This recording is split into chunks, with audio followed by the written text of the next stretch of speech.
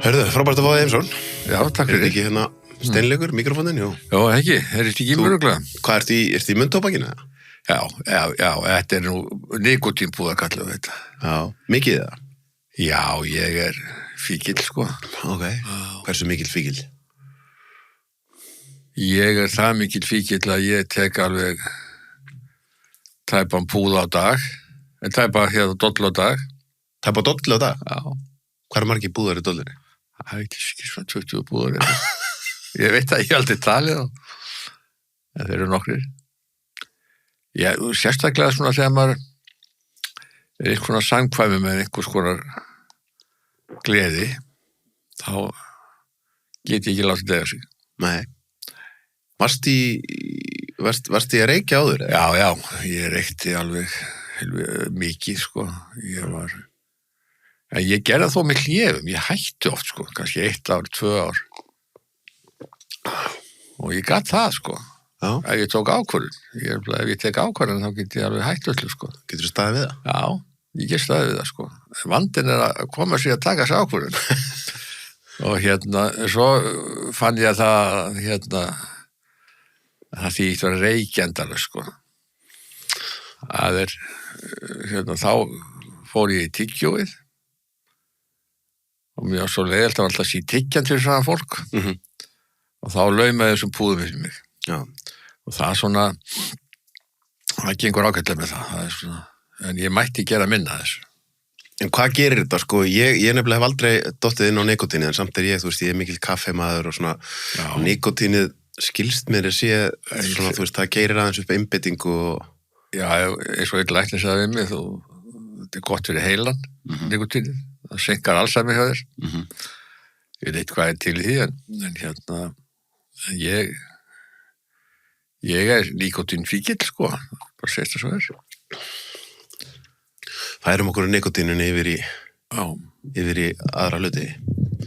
Ég var aðeins að hugsa, sko, áður en þú komst, að þá hefur nú svo sem verið talað það við nokkru sinnum þetta með miðflokkinn, sko.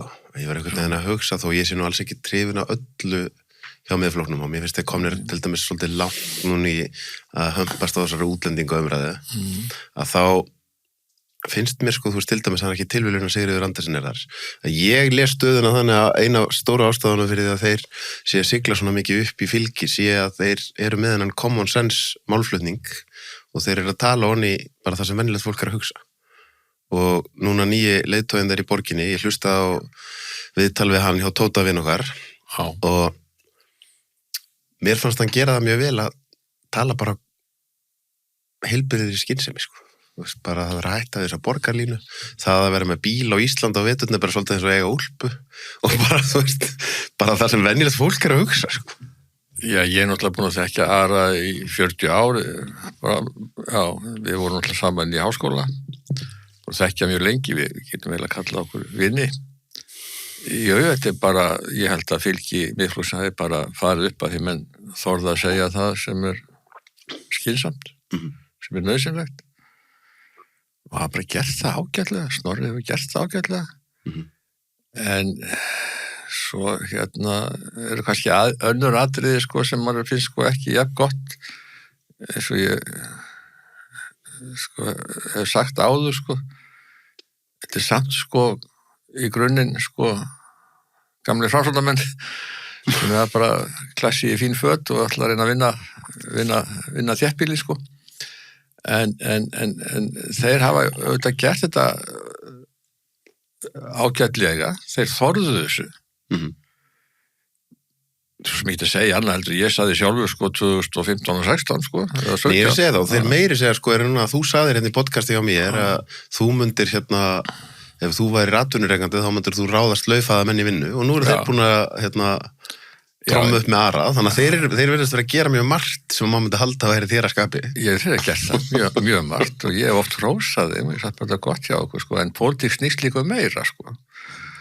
Og svona þegar ég var að horfa á tillögur flokkana í kringu fjárlagafrumvarp þessar ríkisstjórnar núna í haust, þá fannst mér tillögur Sjálfstæðismanna alveg bera af þegar koma skynsemi í efnahagsstjórn og fjármálum. Að hvaða leyti? Já, þær voru auðvitað bara þannig að talandi skynsemi sem nöðslega gera þessi aðstæður. Tækifæri var núna til að koma á hallar þessi fjárlögum. Því að tekjur ríkissjóðs á þessu ári, síðasta ári, sem á grundvelli síðasta fjárlagafrumvarps fyrir ríkisstjórnar. Á þessu ári urðu tekjur eftir 80 milljarða meira heldur en reiknað var með. Og þá var auðvitað alveg kjörið að bara höggva á hnútinn, hækka ekki neinn gjöld, hafa hallæðis fjárlög og þá væru ekki að tala þetta verðbólguskot núna. Þetta er algjörlega, eins og menn sé út handmade af ríkisstjórninni.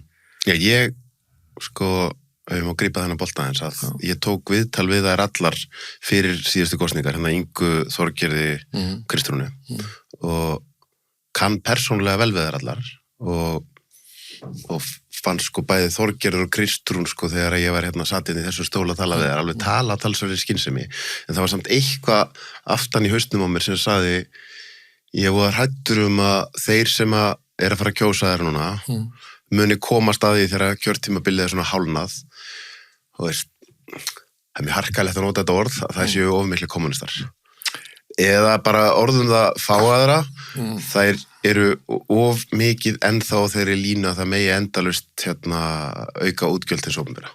Ég sagði strax mér fannst Kristrún tala mjög skynsamlega.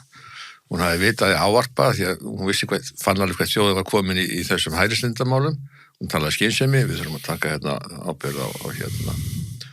ábyrgð á landamörum, stjórn á þeim og allt það. Hún talaði svolítið eins og Mette Frederiksen. Átti að sé alveg á þessu, talaði skynsamlega. Já, við ætlum ekki að hækka skatta og við ætlum bara skera niður í ríkisrekstrinum og svona.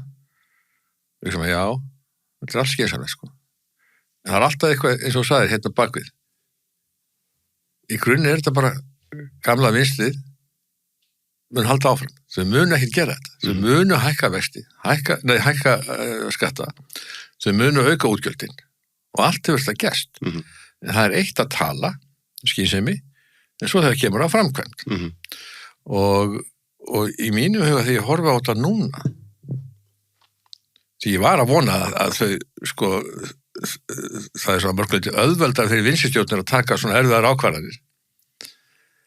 Af hverju? Já, það er, af hverju? Það er einhvern veginn, þau hafa náttúrulega alltaf verkefnishreyfingarnar svolítið meira með sér. Þetta er sama fólkið oft, og það er svona auðveldar að taka þessi ákvarðanir. Og þeir eru ekki alveg sömu árástunum við hægri með fáum alltaf á okkur. Og en svo einhvern veginn þetta er í fari, ég horfið bara, þetta er svona déjà vu, bara að horfa á Jóhannestjörnuna. Já, það er ekki tekið á neinu. Já, við skulum eyða orkunni núna á peningurum ég farið inn í Evrópusambandið aftur. Þetta blasir svona við mér núna. En ég hef orðið fyrir verulegum vonbrigðum þetta ár. Og ég vil ekki útiloka að þau geti gert eitthvað. Og núna þau með frumvarpi víslutengingu almannatrygginga. Þetta auðvitað stór hættuleg aðgerð. En það getur verið eins og fjármálaráðherra sagði í Silfrinu í gær, ef það kemur í ljós þá getur við bara bakka úr því. Það er flóknara að segja það, En þá myndi ég ef ég myndi aftur fara yfir þetta svið að Sjálfstæðisflokkurinn, þegar þú segir að tillögur þeirra hafi verið skynsamastar. Ég myndi segja vandamálið þar er bara hafandi lært sálfræði og pælandi svolítið í hvernig fólk hugsar, að það er bara við getum ekki afséð það sem þeir eru búin að gera hérna síðustu 8 ár, Þannig að þú getur verið með opbóðslega flotta tillögur, opbóðslega góða málflutning, en vandamál Sjálfstæðisflokksins er að þið þurfum bara núna að fara í þá vinna að gera eitthvað trúverðu aftur. Þið voru einhvern veginn að þið áttuð að vera þeir sem voru að pæla í frelsi einstaklingsins í COVID, þið voru þeir sem áttu að vera sjá til þess á þessum tímum þar sem að ríkið er farið að búa til námskeið hatursorðræðu fyrir Pétur og Pál, þá þið standi í lappirnar, þið gerðu það ekki. Og þá er bara pínu vandarsamt fyrir mig að þið eru með eitthvað voða fínan orðaflaum núna, ég bara trúi ekki. Þessi þáttur er áskriftaþáttur. Inni á sölvitryggva.is fá áskrifundur aðgengi að öllum útgefnum þáttum, aukaefni og nýjum þætti í hverri viku.